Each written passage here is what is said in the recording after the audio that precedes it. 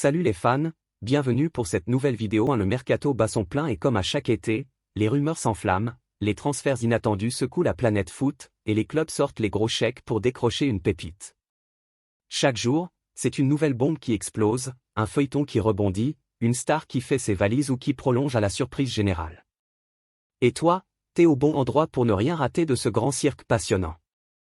Alors si tu veux suivre avec moi toutes les infos brûlantes, les gros coups, les polémiques et les coulisses du mercato, n'oublie pas de t'abonner et d'activer la cloche de notification. Ici, c'est du foot, du vrai, et ça commence maintenant. Manchester City continue son mercato estival sur un rythme effréné. Et cette fois, c'est dans les cages que Pep Guardiola a souhaité du changement. Depuis plusieurs mois, l'entraîneur espagnol ne cache plus sa frustration face au rendement en baisse d'Ederson, son gardien fétiche depuis de nombreuses saisons. Moins décisif, plus hésitant dans ses relances, le Brésilien n'offre plus les garanties nécessaires à un club qui joue chaque saison pour tout gagner. Alors, à la demande directe de Guardiola, un nouveau portier va poser ses valises à l'Etihad Stadium. Son nom, James Trafford.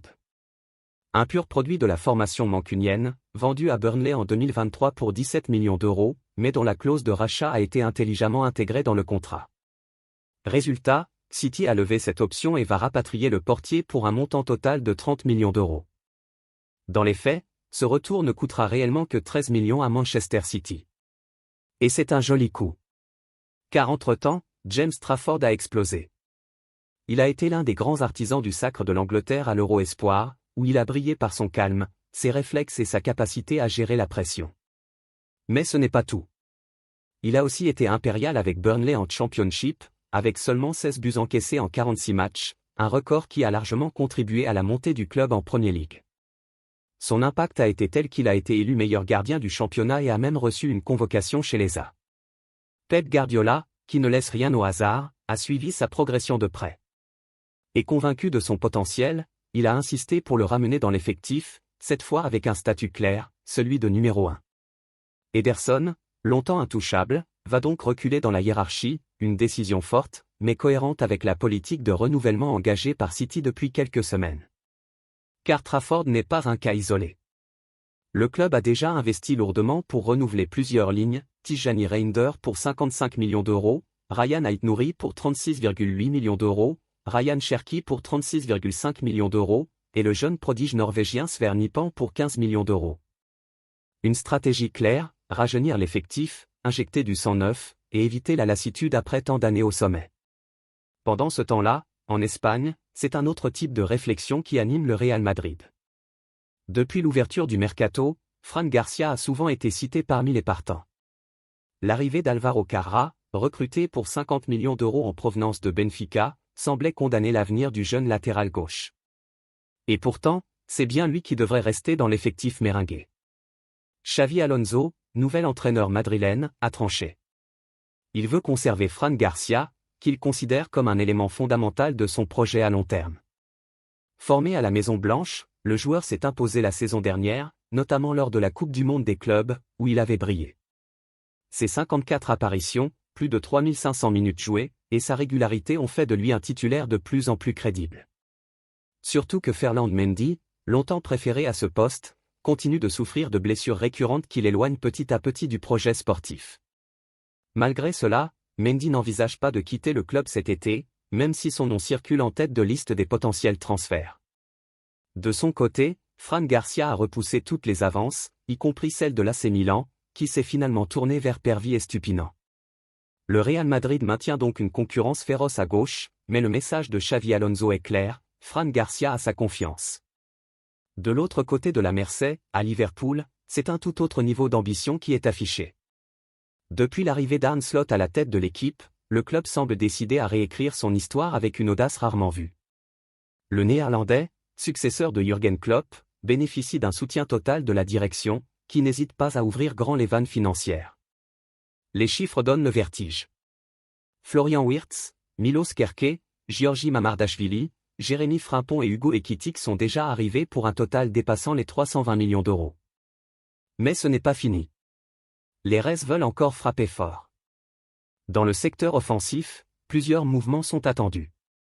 Darwin Núñez ne fait plus partie des plans. Luis Diaz, lui, pousse pour rejoindre le Bayern Munich. Le club allemand est revenu à la charge avec une nouvelle offre, mais Liverpool tente de le retenir, tant il reste un joueur apprécié. Diogo Jota, de son côté, a été victime d'un drame personnel qui oblige les dirigeants à repenser l'équilibre de l'attaque. Pour faire face à ces départs et combler les manques, le club s'active sur plusieurs dossiers majeurs. Alexander Isak reste la priorité. Le buteur suédois de Newcastle souhaite partir, et Liverpool est prêt à dégainer une offre de 172 millions d'euros pour convaincre les Magpies. Al Hilal est également sur le coup, mais c'est bien Liverpool qui a l'avantage. En parallèle, les négociations avec Rodrigo continuent. Le Brésilien, qui vit une situation inconfortable au Real Madrid, serait tenté par une aventure en Premier League. Pour l'attirer, Liverpool devra sortir 100 millions d'euros supplémentaires. Et ce n'est pas tout. En défense, après le départ de Jarell Quansah à Leverkusen et en prévision d'un possible départ d'Ibrahima Konaté, les Reds ont ciblé Marc Guehi. L'international anglais est estimé à 58 millions d'euros. Au total, avec ces 3 dossiers, Liverpool pourrait encore injecter 330 millions d'euros supplémentaires sur le marché. Un mercato galactique en préparation pour un club qui veut redevenir roi d'Angleterre et d'Europe. Du côté de Barcelone, la sérénité n'est toujours pas au rendez-vous. Le club catalan fait face à une nouvelle polémique médicale, cette fois concernant Marc-André ter Stegen. Touché au dos, le gardien allemand a annoncé qu'il allait devoir subir une opération et rester éloigné des terrains pendant 3 mois. Une version officielle confirmée par le club, mais qui serait bien en dessous de la réalité. Selon plusieurs sources proches du Barça et certains spécialistes médicaux, l'absence de ter Stegen pourrait en réalité durer entre 4 et 5 mois. Une situation qui inquiète en interne, d'autant plus que la blessure est récurrente. Et alors que les soucis s'enchaînent, le club catalan a voulu envoyer un signal fort à ses supporters en officialisant l'arrivée de Marcus Rashford. L'attaquant anglais, ancien symbole de Manchester United, a pris une décision inattendue en rejoignant le rival espagnol. Joan Laporta n'a pas caché sa satisfaction. Il s'est longuement exprimé sur ce transfert, saluant un joueur de grande qualité, dans l'âge parfait pour rejoindre Barcelone, avec une motivation exceptionnelle. Rashford, selon lui, avait toujours rêvé d'une carrière à United, mais face à une situation instable, il a finalement donné sa préférence au Barça, un club qu'il a toujours respecté. Laporta insiste, il est arrivé solide comme un roc, plein d'ambition, et s'est parfaitement intégré à ses coéquipiers. 2 ans après avoir éliminé le Barça de la Ligue Europa avec United, Rashford rejoint maintenant ceux qui l'avaient battu. Un symbole fort, et une belle revanche pour les Blaugrana. C'est le feuilleton qui va animer le dernier mois du mercato estival, à n'en pas douter. Alexander Isak a exprimé son souhait d'écouter les offres cet été, aux grandes dames de son club Newcastle, qui voulait bâtir sa saison autour de lui. Mais si l'attaquant suédois de 25 ans est prêt à partir, sa direction n'est pas du même avis. Selon les informations du Daily Telegraph, le club insiste pour rappeler que son joueur n'est pas à vendre. Et c'est le directeur du PIF, le fonds d'investissement saoudien qui avait racheté le club, et président non exécutif de Newcastle, Yasir Al-Rumayyan, qui a décidé de prendre le dossier en main, lui qui ne gère habituellement pas les affaires quotidiennes du club. Preuve de l'importance de ce dossier aux yeux de la direction saoudienne, qui n'a absolument pas envie d'être le dindon de la farce sur le marché des transferts.